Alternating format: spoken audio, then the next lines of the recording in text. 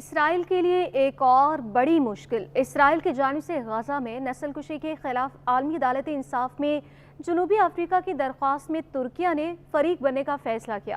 عالمی عدالت انصاف میں اسرائیل کے خلاف جنوری سے اب تک کئی سماعتیں ہو چکی۔ اس حوالے سے ترک وزیر خارجہ نے کہا کہ عالمی عدالت انصاف میں اسرائیل کے خلاف جنوبی افریقہ کے کیس میں فریق بنیں گے۔ ترک وزیر خارجہ ہاکان فیدان نے کہا کہ ترکیہ ہر حال میں فلسطینیوں کی حمایت جاری رکھے گا۔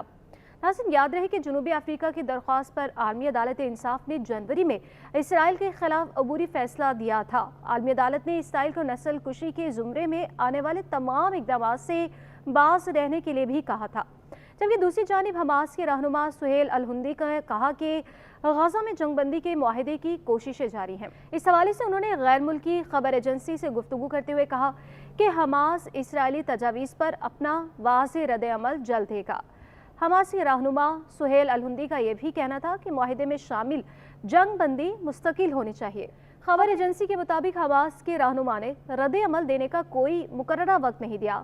خبر ایجنسی کے ذرائع کے مطابق یہ بھی بتایا گیا کہ حماس کا رد عمل 1-2 روز میں آ سکتا ہے، جبکہ ادھر اسرائیلی وزیر اعظم بنیامین نیتنیاہو نے کسی بھی صورت غزہ میں جنگ بندی تسلیم کرنے سے صاف انکار کر دیا۔ امریکی وزیر خارجہ اینٹونی بلنکن سے ملاقات میں نیتنیاہو نے کہا کہ کوئی ایسا معاہدہ تسلیم نہیں ہوگا جس میں جنگ کا خاتمہ شامل ہو۔ اسرائیلی وزیر اعظم کا یہ بھی کہنا تھا کہ حماس نے جنگ ختم کرنے پر اصرار کیا تو معاہدہ نہیں ہوگا اور رفح پر چڑھائی کر دیں گے، جبکہ دوسری جانب اقوام متحدہ کے سربراہ خبردار کیا کہ لاکھوں بے گھر فلسطینیوں کی پناہ گاہ رفح میں اسرائیلی آپریشن غزہ کی بربادی میں ناقابل برداشت اضافہ ہوگا۔ واضح ہے کہ اسرائیلی فوج کی غزہ کے رہائشی علاقوں پر بمباری جاری ہے، جس میں مزید 33 سے زیادہ فلسطینی شہید ہوئے۔ اسرائیلی انتہا پسندوں نے غزہ آنے والے امدادی قافلے پر حملے کیے اور ہزاروں ٹن امداد بھی ضائع کیا۔ غزہ کے شہر رفح میں اسرائیلی حملے روکنے کے لیے 57 امریکی ڈیموکریٹس نے ایک کھلے خط پر دستخط کرتے ہوئے صدر جو بائیڈن سے مطالبہ کیا کہ وہ رفح پر اسرائیلی حملے کو روکنے کے لیے ہر ممکن اقدام کرے۔ عرب میڈیا کے مطابق امریکی ڈیموکریٹس نے خط میں یہ بھی کہا کہ اگر اسرائیل بین الاقوامی قوانین کی پاسداری نہیں کرتا تو امریکہ کو معصوم زندگیوں کے تحفظ کے لیے اقدامات کرنا ہوں گے۔ گزشتہ روز لکھے گئے خط امریکی ڈیموکریٹس نے کہا کہ موجودہ قوانین اور پالیسیوں کا استعمال کرتے ہوئے اسرائیل کو فوجی امداد فوری طور پر بند کرنے کا مطالبہ ہے۔ بائیڈن کے اسرائیلی وزیر اعظم بنیامین نیتنیاہو کی حمایت آئندہ صدارتی انتخابات سے قبل کچھ ڈیموکریٹک ووٹروں میں عدم اطمینان کا باعث بنی۔ ادھر کولمبیا کے صدر نے اسرائیل سے سفارتی تعلقات منقطع کرنے کا بھی اعلان کیا۔ کولمبین صدر نے کہا کہ غزہ میں اسرائیلی اقدامات پر اسرائیل سے سفارتی تعلقات ختم کر دیں گے۔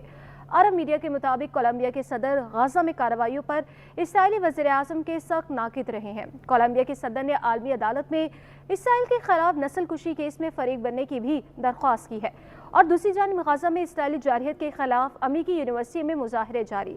امریکی شہر لاس اینجلس کی یونیورسٹی میں فلسطینیوں کے حامیوں پر اسرائیلی حامیوں نے حملہ کیا۔ غزہ جنگ بندی کے حامی متعدد طلباء اسرائیلی حامیوں کے حملے میں بری طرح زخمی ہو گئے۔